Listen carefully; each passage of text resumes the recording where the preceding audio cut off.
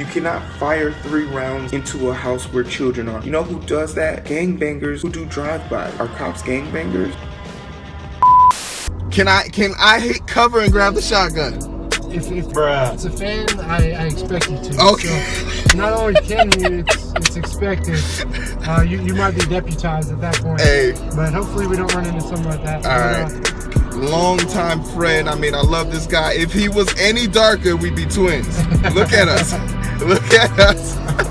We went to college together at Texas Tech. We both got a master's degree in forensic science.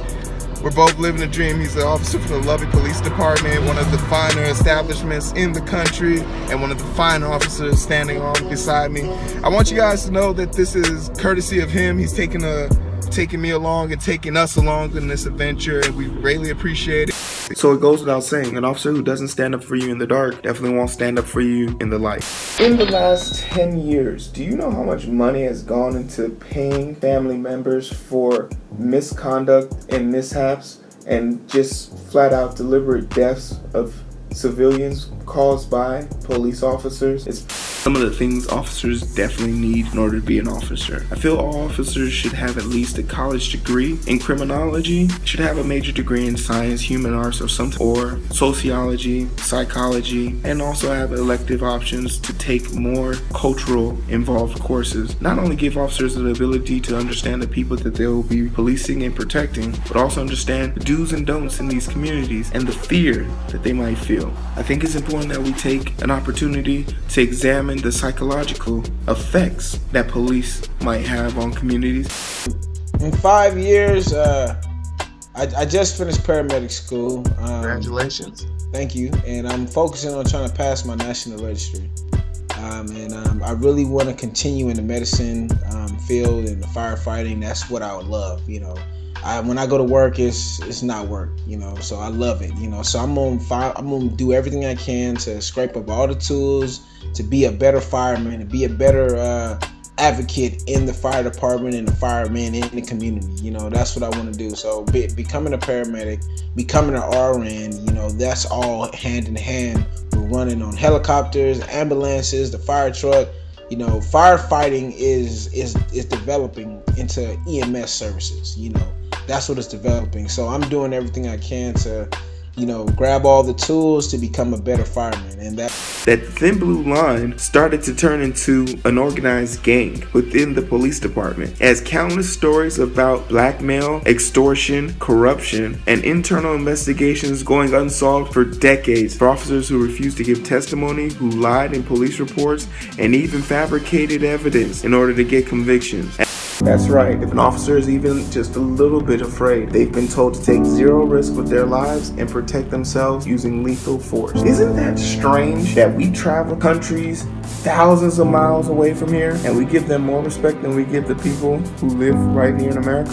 I have people who believe in me. I just need a few followers to believe in me. Ladies, if you're trying to get on your man's good side, this is the best way to do it right here. For $20, you know, forego getting your nails done for 1 week and get your boo something nice. I mean, if he's your boo, I wouldn't get your boo. Get your man something, okay? Don't get your boo, because babe gonna end up using this to watch Netflix and chill with your account on this. You don't want that. Fellas, football season's starting up, and I know you're tired of losing the popularity game to Brad every Sunday because he has the 50-inch screen TV sitting in his living room den with surround sound. You could be walking out this motherfucker. Yeah.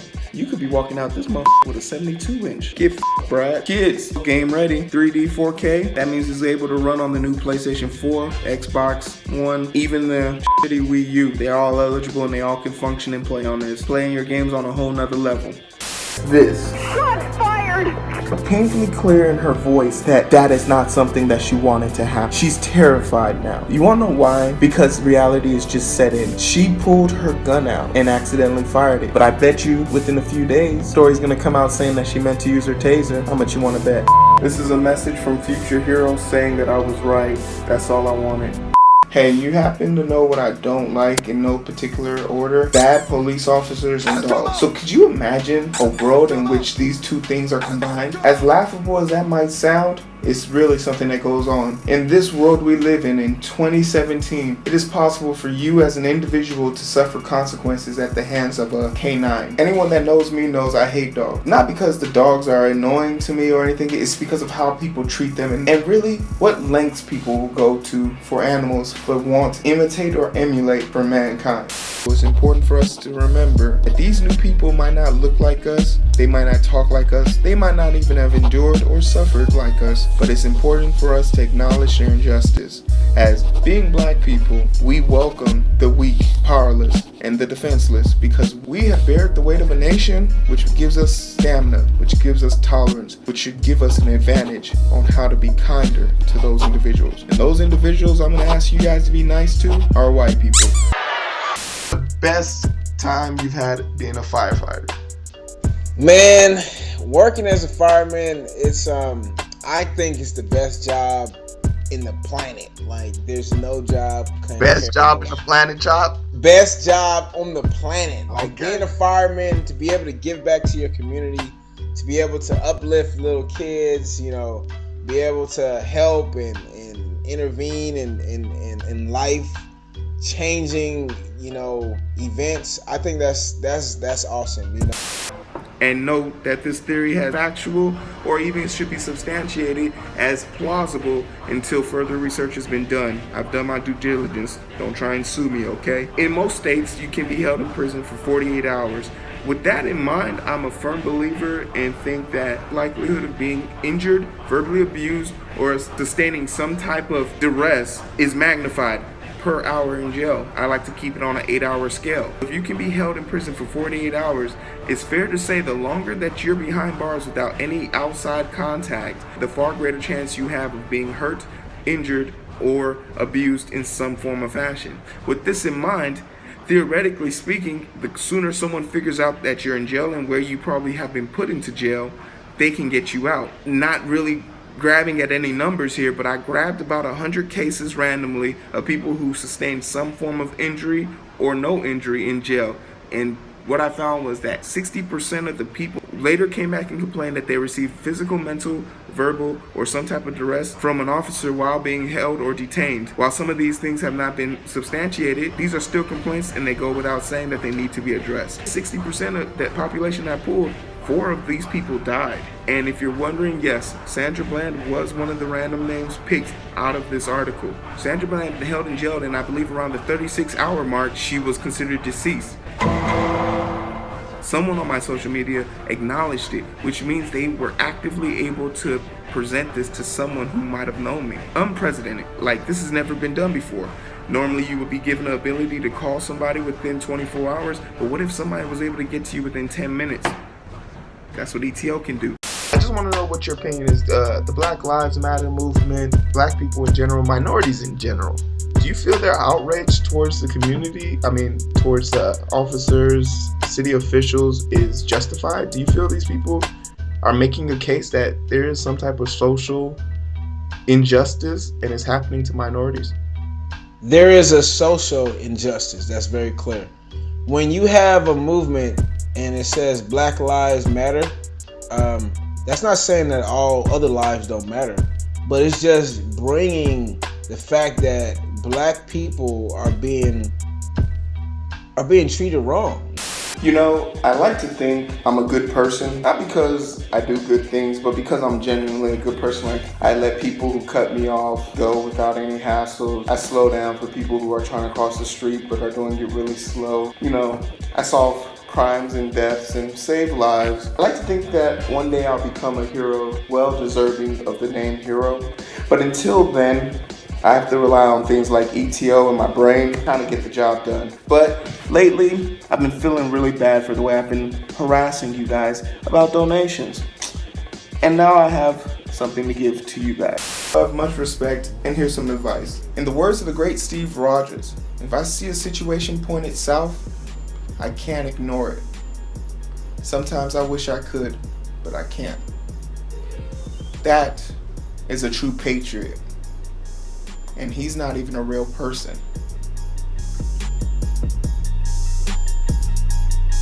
That we should reject the first dawning of every attempt to alienate any portion of our country from the rest.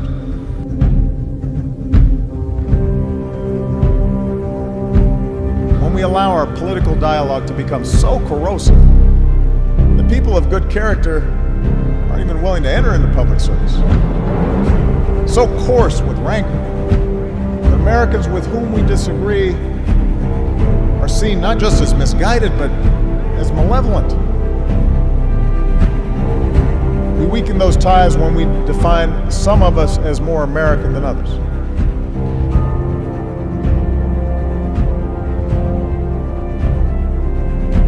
And when we sit back and blame the leaders we elect without examining our own role in electing them.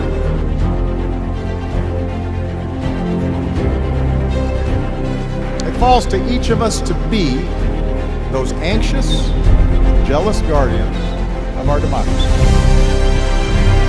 To embrace the joyous task we've been given to continually try to improve this great nation of ours.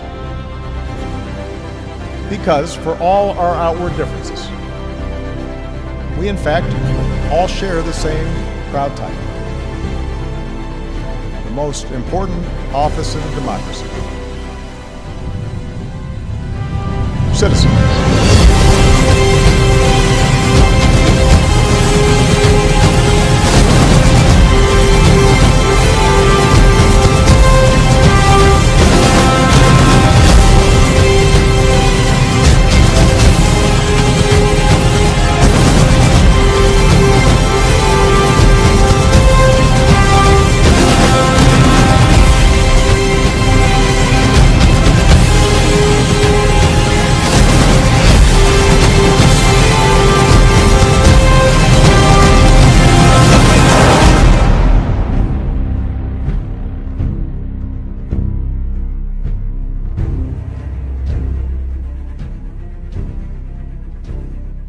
Thank you, Obama.